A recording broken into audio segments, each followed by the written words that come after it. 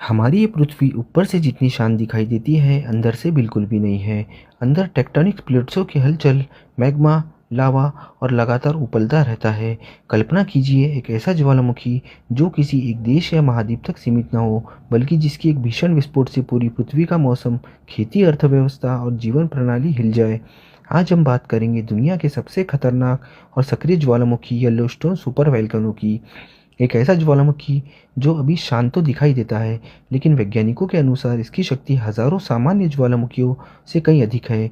आप देख रहे हैं यूनिवर्सल नॉलेज ग्रुप चैनल, और आज इस वीडियो में हम बात करने वाले हैं दुनिया के सबसे सक्रिय ज्वालामुखी येलोस्टोन सुपर वोल्केनो की। तो चलिए शुरू करते हैं। येलोस्टोन सुपर वोल्केनो अमेरिका की येलोस्टोन नेशनल पार्क के नीचे स्थित है।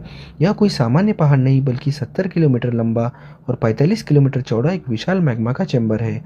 इसे सुपर वोल्केनो इसलिए कहा जाता है क्योंकि जब यह फटता है तो इसका विस्फोट का पैमाना VEI-8 वॉल्केनिक एक्सप्लोसिव इंडेक्स तक पहुंच जाता है, जो ज्वालामुखी विस्फोट की सबसे ऊंची श्रेणी मानी जाती है। अब यह सक्रिय है, इसके नीचे पिघलता हुआ मैग्मा लगातार हिलता रहता है।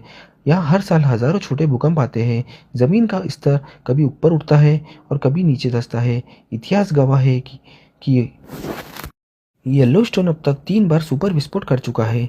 इसका पहला विस्फोट लगभग 21 लाख साल पहले हुआ, दूसरा विस्फोट 13 लाख साल पहले और तीसरा विस्फोट 6.5 लाख साल पहले।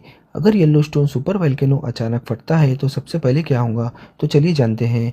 विस्फोट इतना शक्तिशाली होगा कि हजारों परमाणु बमों की ताकत भी इसके सामने छोटी लगेंगी। अमेरिका का एक बड़ा हिस्सा कुछ ही घंटों में राख से ढक जाएगा।